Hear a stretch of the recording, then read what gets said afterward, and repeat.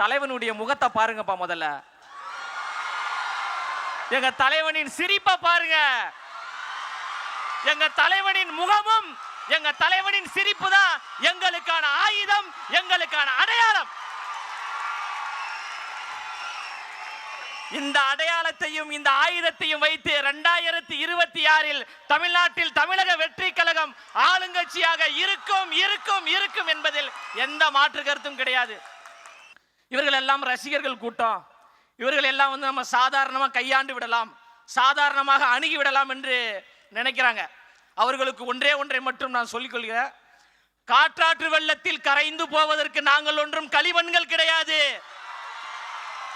அந்த காற்றாற்று வெள்ளத்தின் திசை வழி போக்கையே மாற்றக்கூடிய கரும் பாறைகள் என்பதை யாரும் மறந்துடாதீங்க. அவர் என்ன சாதாரண தலைவரா? அவர் என்ன சாதாரண தலைவரான தமிழ்நாட்டில் சரித்திரத்தை ஏற்படுத்தக்கூடிய ஒரு தலைவர், வெற்றி வீரராக, மாண்புமிகு தலைவராக, மண்ணின் மைந்தராக, பச்சை தமிழராக, நம் வீட்டில் இருக்கக்கூடிய அண்ணாவாக அண்ணாவாக அண்ணாவாக வருகிறார். எவ்வளவு அடக்குமுறைகள் வந்தாலும், எவ்வளவு ஒடுக்குமுறைகள் வந்தாலும் அதை சந்திப்பதற்கு நாம் எல்லோரும் தயாராக இருக்கிறோம்.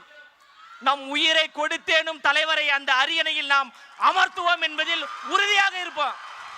அதனால யார் நினைத்தாலும் யார் தடுத்தாலும் தளபதி அவர்கள் சென்ட் ஜார்ஜ் கோட்டைக்கு முதலமைச்சராக செல்வதை எந்த கொம்பாதி கொம்பனாலும் தடுக்க முடியாது.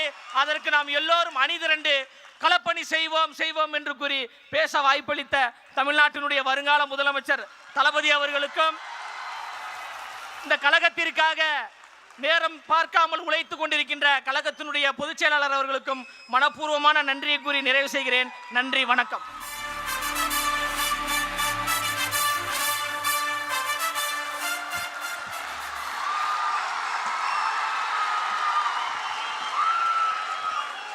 மணி தம்பிக்கிட்ட பிடிச்சது என்னன்னா, தலைவரே வெக்கப்பட வச்சிங்க பாத்தீங்களா? சூப்பர், வாழ்த்துக்கள் வாழ்த்துக்கள்.